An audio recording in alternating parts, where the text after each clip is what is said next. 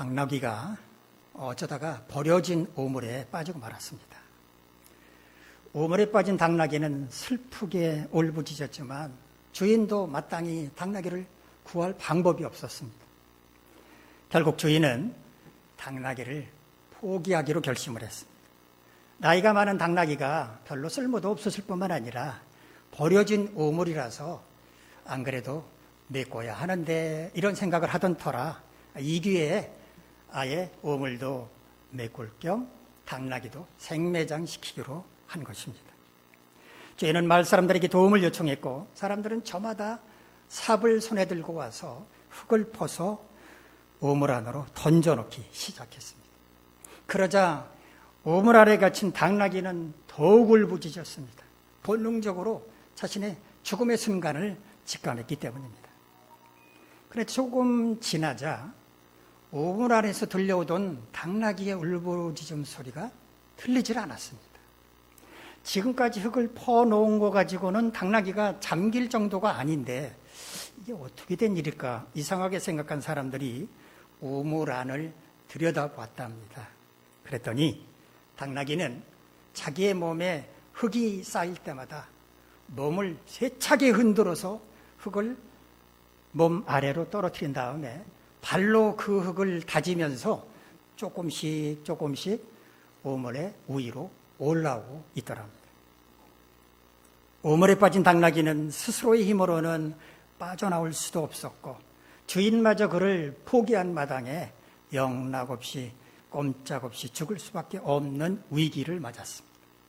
그러나 당나귀는 지혜로 그 위기를 극복할 수 있었습니다. 살다 보면 누구나 고난과 위기의 순간을 만날 수 있지만 어떤 사람은 그 고난과 위기 때문에 무너져버리고 어떤 사람은 그것을 오히려 전화 위복의 기회로 삼습니다. 여러분은 어느 편에 속하십니까? 오늘 본문은 고난과 위기에 처했던 다윗이 쓴 시인데 본문의 말씀을 통해서 오늘 우리는 고난과 위기 순간에 어떻게 대처해야 할 것인지 그 비결을 생각해 보도록 하겠습니다. 시편 3편의 첫머리를 보시면 본문과 좀 다른 색깔의 다른 글자체로 소제목이 달려있는 것을 볼 수가 있습니다. 이런 소제목이 없는 시편도 있긴 합니다만 대부분은 소제목이 달려 있습니다. 이 소제목은 그 시의 성격을 말해줍니다. 누가 어떤 배경에서 그 시를 썼는지 그리고 이 시를 예배음악으로 사용할 때는 어떤 가락에 어떻게 맞춰서 낭송을 해야 하는지를 지시해 둡니다. 시편 3편의 소제목을 보면 다윗이 그의 아들 압살롬을 피할 때 지은 시라고 되어 있습니다. 다윗이 그의 아들 압살롬을 피해 도망쳐야 했던 사건은 사무엘하 15장부터 18장까지 말씀을 보면 알 수가 있습니다. 간략하게 말씀을 드리면 다윗 왕에게는 여러 왕비가 있었습니다. 그리고 그 왕비를 통해서 자식들도 많이 낳았습니다. 그런데 그 자식 가운데 어느 날 암논이라고 하는 아들이 배가 다른 이복 여동생 다말을 겁탈을 했습니다. 요즘 말로 한다면 성폭행을 한 것입니다.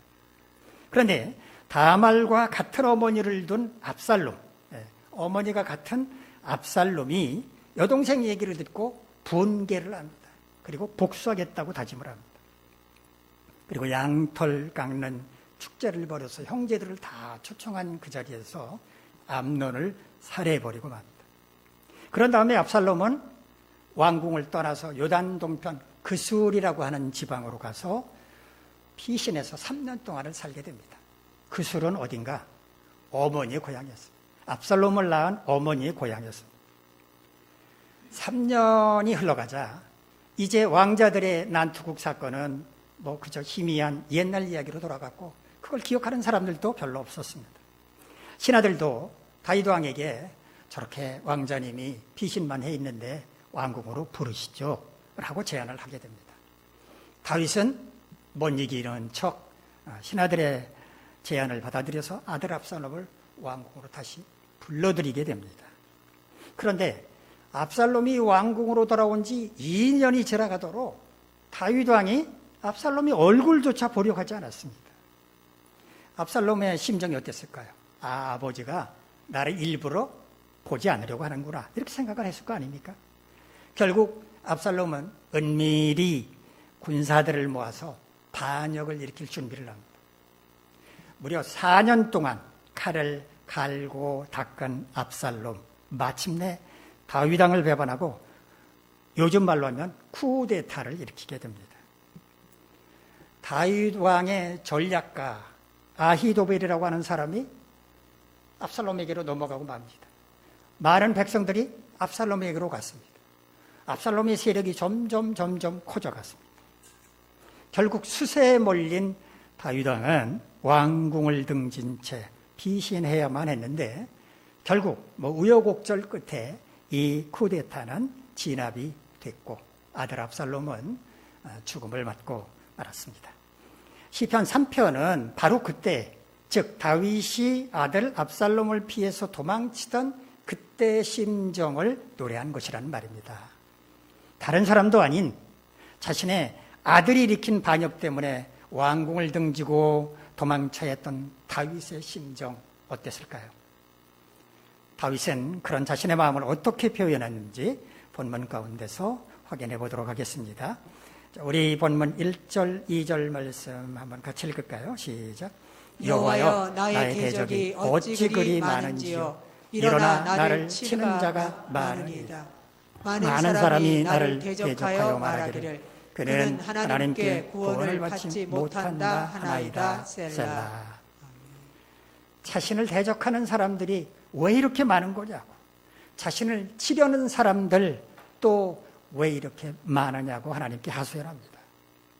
자신의 가장 가까운 아들이 자신에게 반기를 들고 군사들과 함께 반역을 도모했을 뿐만 아니라 자신의 최측근마저 압살롬에게로 넘어가고 많은 백성들도 압살롬에게로 가는 걸 보면서 적들이 사방에 있다고 생각하지 않았겠습니까? 마치 어느 대중가요 가사를 연상하게 합니다. 어쩌다가 한바탕 톡 빠지게 웃지만 고통과 슬픔을 그 웃음에 묻어보려야 하는, 웃고 있어도 눈에는 눈물이 고이는 그 사람. 오늘 하루 생명을 누리며 산다는 게 고맙기는 하지만 꾸역꾸역 다가오는 내일이 두렵기만 한 그 사람이 소크라테스에게 묻습니다. 세상이 왜 이런 거냐고, 왜 이렇게 힘든 거냐고, 사랑은 또 왜 이런 거냐고, 도대체 되는 일이 아무것도 없다. 너 자신을 알라면서 퉁 내뱉고 간 그 말 내가 어떻게 알겠느냐고, 난 세상이 왜 이런지, 사랑은 또 왜 이런지 도무지 모르겠다. 대중가요 가사는 스스로에게 넋두리려 하는 것이지만 오늘 본문의 말씀은 하나님을 향해서 원망하는 것입니다. 하나님께서 저와 함께 하시는데 왜 이리 적들이 많은 겁니까? 저를 치려는 자들은 왜 또 이렇게 많습니까? 하나님께서 저를 버리셨기 때문이 아닙니까? 이렇게 하나님을 향해서 원망하는 것입니다. 심지어 그를 대적하는 자들은 그를 향해서 말합니다. 너 하나님께 구원받지 못할 거야. 그 말이 그에게는 너무 힘들게 만든다고 말합니다. 아들이 반란을 일으켜서 왕궁에서 쫓겨났는데 무슨 소망이 있어? 하나님 당신 버린 거야. 그러니까 이제 꿈 깨. 희망이라도 있어야 대적들과 맞설 수 있고 고통과 슬픔도 이겨나갈 수 있을 텐데 희망조차 가질 수가 없다고 고백을 합니다. 그런데 2절 맨 마지막 부분을 보시면 괄호 속에 셀라란 말이 나옵니다. 셀라, 히브리어 셀라는 시편과 하박국서에만 나오는 말인데요. 목소리를 높이거나 영원히라는 의미로 말하거나 간주곡을 위해서 쉬어가라, 이런 의미로 사용을 하는데, 이 시편을 예배 음악으로 사용할 때 그렇게 하라는 전문 용어입니다. 오늘 우리는 시편을 읽어가다가 괄호 속에 셀라란 말이 나오면 앞에서 이어지던 내용이 여기에서 일단락이 되는구나. 다음에는 새로운 내용이 전개되는구나. 이렇게 이해를 하시면 되겠습니다. 자, 우리 본문 3절에서 6절까지 말씀 함께 읽겠습니다. 시작. 여호와여, 주는 나의 방패시요 나의 영광이시요 나의 머리를 드시는 자이시니이다. 내가 나의 목소리로 여호와께 부르짖으니 그의 성산에서 응답하시는도다. 셀라. 내가 누워 자고 깨었으니 여호와께서 나를 붙드심이로다. 천만인이 나를 애워싸 진친다 하여도 나는 두려워하지 아니하리이다. 다윗은 하나님께서 자신에 대해서 너무 무심하다 이런 마음으로 하나님을 원망했습니다. 그런데 곰곰이 생각을 해보니까 그래도 믿고 의지할 분은 하나님밖에 없다라는 결론에 도달을 했을 것입니다. 그래서 다윗은 하나님을 신뢰한다라고 고백을 합니다. 하나님은 자신을 지켜주시는 방패가 되시고 자신의 영광이 되시며 자신의 머리를 드시는 분이라고 말합니다. 나의 방패라고 번역한 히브리어 원문을 보면 마겐 바니라는 말인데요. 마겐이라고 하는 말은 방패를 가리킵니다. 그다음에 바나드라는 말은 주의를 보호한다라는 뜻입니다. 하나님은 나의 주의, 나의 사면을 보호하시는 방패가 되신다. 즉 전쟁에서라도 안전하게 지켜주시는 분이다. 이런 의미입니다. 머리를 든다는 말은 무슨 의미일까요? 머리를 든다. 반대로 생각을 해보면 이해하기 쉽습니다. 머리를 숙인다는 말을 들으면 어떤 생각이 드십니까? 머리를 숙인다. 떳떳하지 못한 사람, 죄를 지은 사람, 이런 사람이 떠오르지 않습니까? 전쟁에서 패한 병사들은 포로가 되어서 성전국으로 이제 붙잡혀가게 되는데 그들은 손을 뒤로 한 채 묶이고 고개를 땅에 푹 쳐박고 있어야만 했습니다. 그러니까 머리를 숙인다, 고개를 숙인다 이 말은 패배자를 상징을 합니다. 머리를 든다는 것은 그 반대라고 생각을 하면 되겠죠. 떳떳한 사람, 부끄러울 것이 없는 사람을 가리킵니다. 그러므로 하나님은 자신의 머리를 드시는 분이라고 고백하는 것은 하나님께서 자신에게 승리를 안겨주실 것을 믿는다라는 고백입니다. 또한 하나님은 자신의 부르짖음에 응답하시는 분이라고 말합니다. 그가 누워 자고 깨었다라고 말하는데 밤에 평안하게 잠을 잤다는 의미죠. 지금 대적들이 사방에 막 진을 치고 있는 상황에서 어떻게 평안하게 잠을 잘 수 있었을까요? 하나님께서 자신을 붙들어 주셨기 때문이라고 말합니다. 붙든다라고 번역하는 히브리어는 사마크라고 하는 말인데 버팀목을 대서 지탱한다는 뜻입니다. 어린 나무가 구부러지지 않고 곧게 자라도록 버팀목을 대서 붙잡아주고 또 바람에 고추대가 넘어지지 않도록 버팀목을 대서 붙잡아준다. 그런 의미입니다. 비록 대적들이 자신을 쳐서 넘어뜨리려고 사방에 진을 치고 있는 상황이었지만 방패가 되시는 하나님께서 자신을 지켜주신다라고 하는 생각에 그것이 버팀목이 되어서 평안하게 잠을 잘 수 있었다. 그런 의미. 6절 말씀은 우리에게 감동을 안겨주죠. 천만인이 나를 애워싸 진친다 하여도 나는 두려워하지 아니하리이다. 천만인보다도 하나님께서 더 강하고 위대하신 분이다 라고 고백을 하는 겁니다. 그러므로 전혀 두려워할 필요가 없는 것입니다. 우리 본문 7절, 8절 말씀 함께 읽겠습니다. 시작. 여호와여 일어나소서 나의 하나님이여 나를 구원하소서. 주께서 나의 모든 원수의 뺨을 치시며 악인의 일을 꺾으셨나이다. 구원은 여호와께 있사오니 주의 복을 주의 백성에게 내리소서. 셀라. 일어나소서. 일어난다는 것은 무언가를 실행에 옮기는 것을 상징을 하도 액션 하면 움직이는 것처럼 일어나십시오. 뭔가를 좀 행해달라는 얘기입니다. 1절에서는 대적들이 일어나 다윗을 치료한다고 말을 했죠. 여기서는 하나님을 향해서 일어나십시오라고 요구하고 있습니다. 즉 하나님께서 대적과 맞서 주십시오라고 요구하는 것입니다. 그렇게 행함으로써 저를 구원해 주십시오라는 말입니다. 하나님은 자신의 방패가 되시고 영광이 되시고 머리를 드시는, 즉 승리를 주시는 분임을 고백하는 것과 같이 이제 자신을 대적들로부터 구원해달라고 호소를 하는 것입니다. 다윗은 여기서 멈추지 않고 한 걸음 더 앞으로 나가서 대적들에게 하나님께서 벌을 내려달라고 간구를 합니다.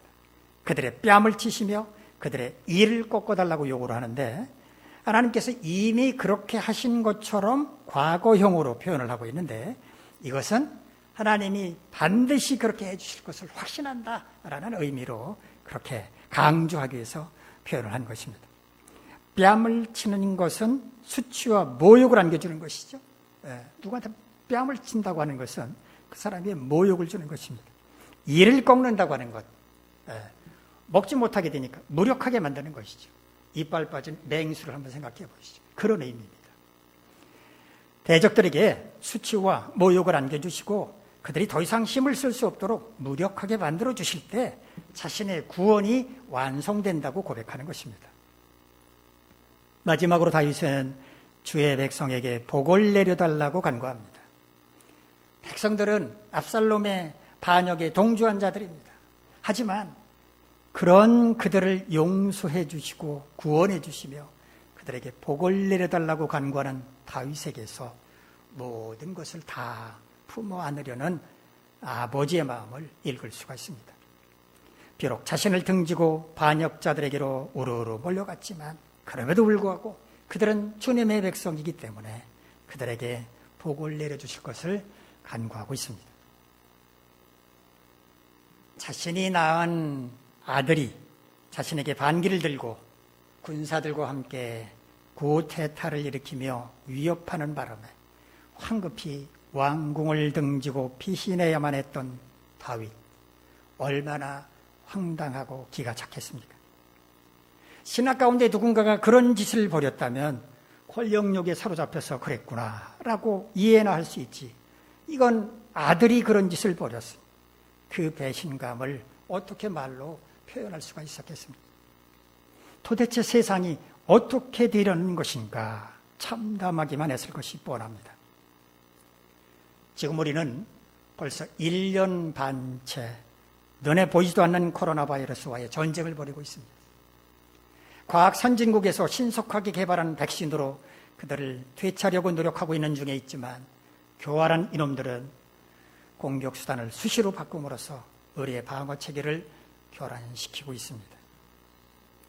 처음으로 코로나 바이러스가 발견됐을 때 어느 누구도 이렇게 오랫동안 그것들로 인해 고통당할 거라고는 상상하지도 않았습니다. 사람들을 멀리하게 만들고 모이기를 패하게 만드는 그 꼬락서니가 사탄이 하는 짓을 빼닮았습니다. 지극히 평범한 일상마저 마비시켜버렸고 종교, 교육, 문화 모든 영역에 있어서 활동을 멈추게 만들었으며 그로 인해서 경제는 나락으로 곤두박질치고 말았습니다. 오늘 본문은 우리가 당하고 있는 이 암담한 상황을 어떻게 극복해 나가야 할 것인지 비결을 말해주고 있습니다. 그 비결이 뭘까요? 첫째, 우리가 처한 상황에 대해서 불평하지 말라는 것입니다. 불평이 뭡니까?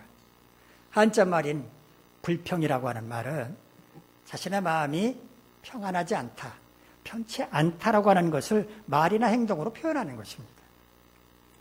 순수한 우리말로는 못마땅하다 이런 말이 있겠죠. 못마땅하다는 것은 마땅하지가 않다는 의미 아닙니까? 그럼 마땅하다는 말은 무슨 의미입니까? 마땅하다.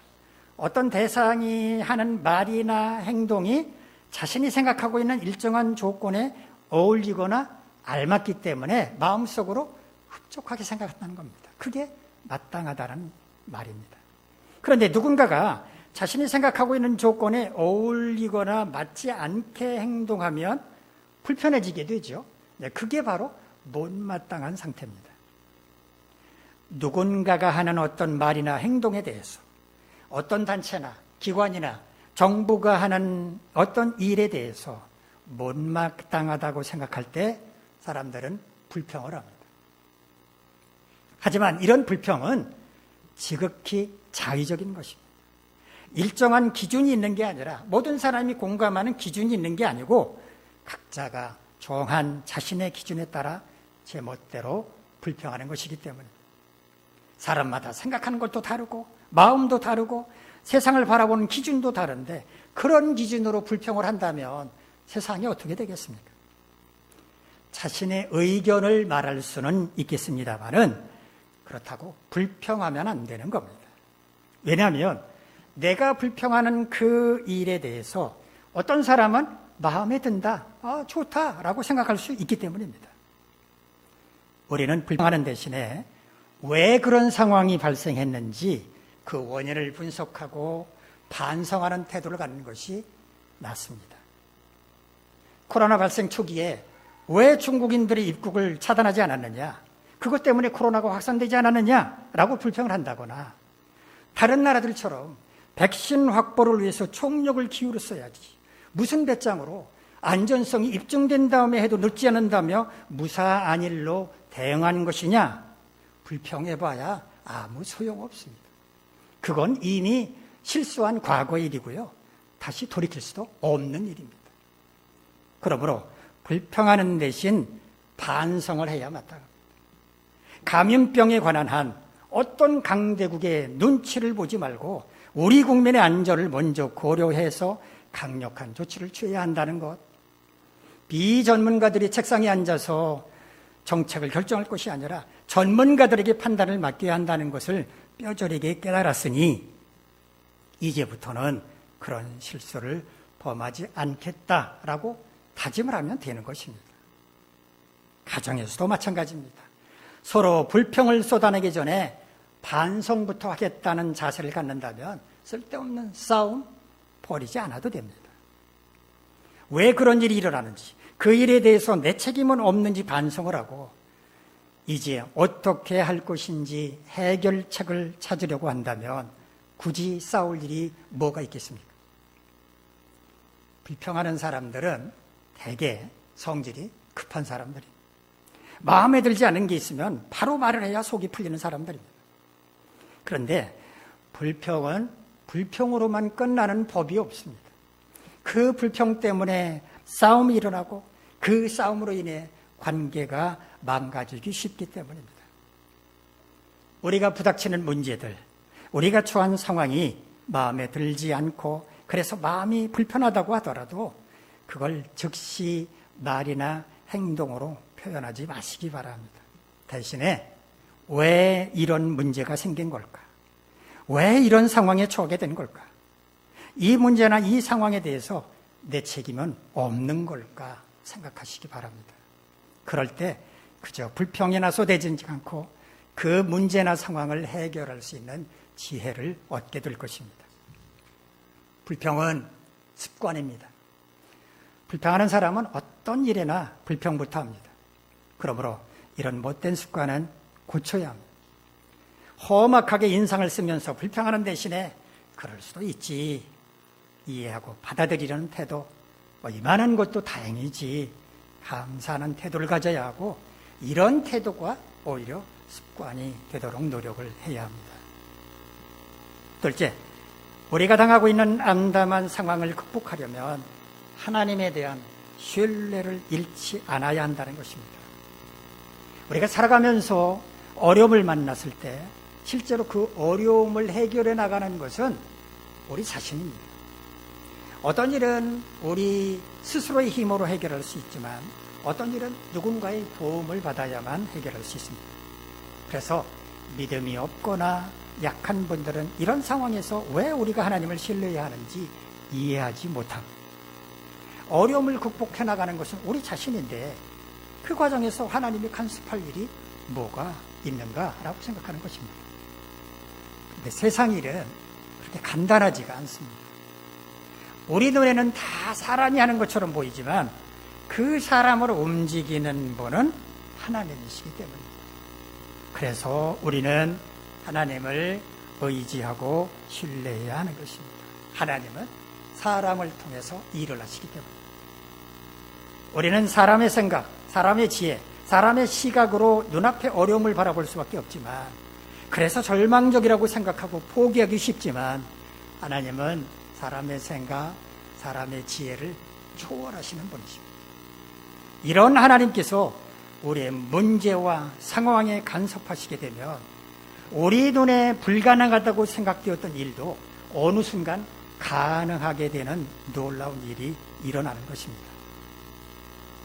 암담한 상황에서 하나님에 대한 신뢰를 잃지 말아야 한다라고 하는 것은 비록 그런 상황일지라도 전능하신 하나님께서 역사하신다면 얼마든지 상황이 바뀔 수 있다는 것을 믿어야 한다는 말입니다. 이처럼 하나님을 신뢰하는 사람은 절망하지 않습니다. 불굴의 투지로 어려움을 극복합니다.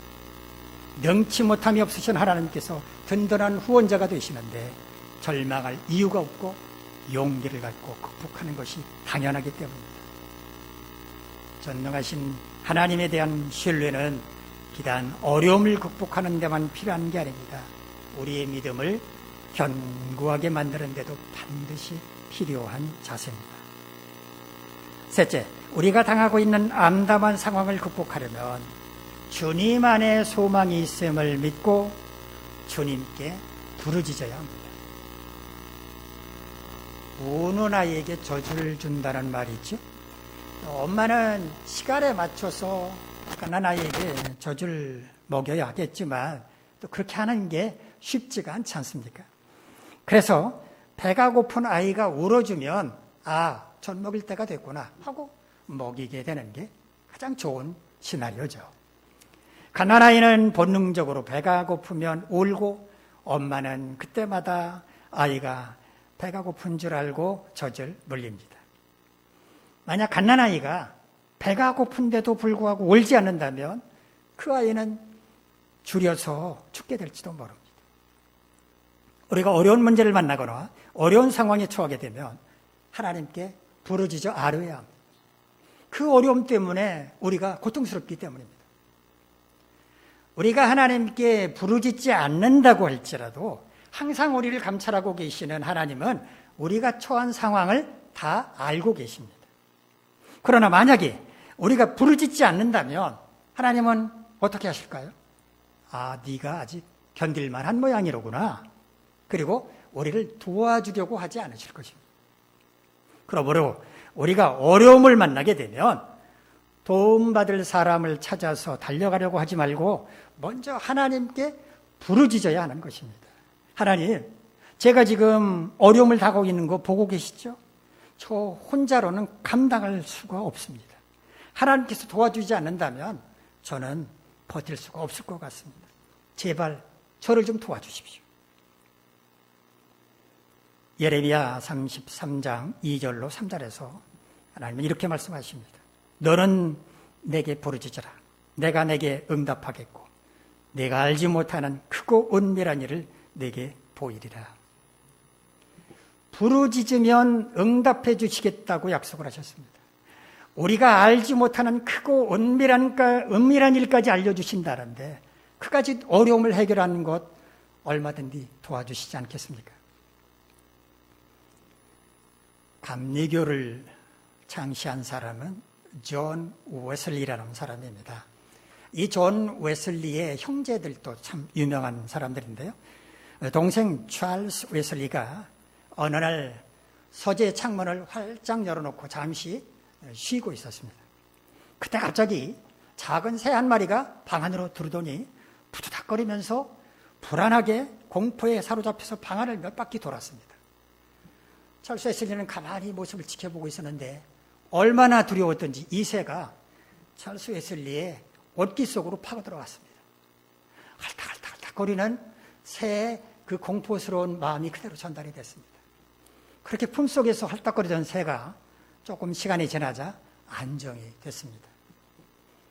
찰스 웨슬리는 새를 꺼내서 쓰다듬어 준 다음에 창밖으로 다시 날려보냈는데 그때 번뜩이는 아이디어, 하나님께서 주신 아이디어로 노랫말을 썼습니다. 그리고 그 노랫말로 만든 찬송가가 있는데 비바람이 칠 때와 물결 높이 일 때라고 하는 찬송가입니다. 그 찬송가를 보면 작사자가 찰스 웨슬리로 되어 있습니다. 비바람이 칠 때와 물결 높이 일 때 우리가 주님께 부르짖으면 주님은 그 비바람, 풍파가 다 지나갈 때까지 우리를 고이 품어주십니다. 우리는 어떻게 암담한 상황을 극복할 수 있는가? 우리가 처한 상황에 불평하지 말고 하나님에 대한 신뢰를 잃지 않으며 오직 하나님 안에 소망이 있다는 것을 확신하고 전심으로 하나님께 부르짖어야 합니다. 여러분 모두 이렇게 행함으로써 이 암담한 상황을 지혜롭게 극복해 나가시기를 간절히 바랍니다. 기도하겠습니다. 거룩하신 하나님, 우리가 처한 상황이 참 암담하기 짝이 없습니다. 그럼에도 불구하고 우리 이 상황에 대해서 불평하지 말고 하나님을 전적으로 신뢰하며 소망은 오직 하나님 안에 있음을 발견하고 전심으로 하나님께 기도함으로써 이 암담한 상황을 잘 극복해 나갈 수 있게 도와주시옵소서. 예수님의 이름으로 기도하옵나이다. 아멘.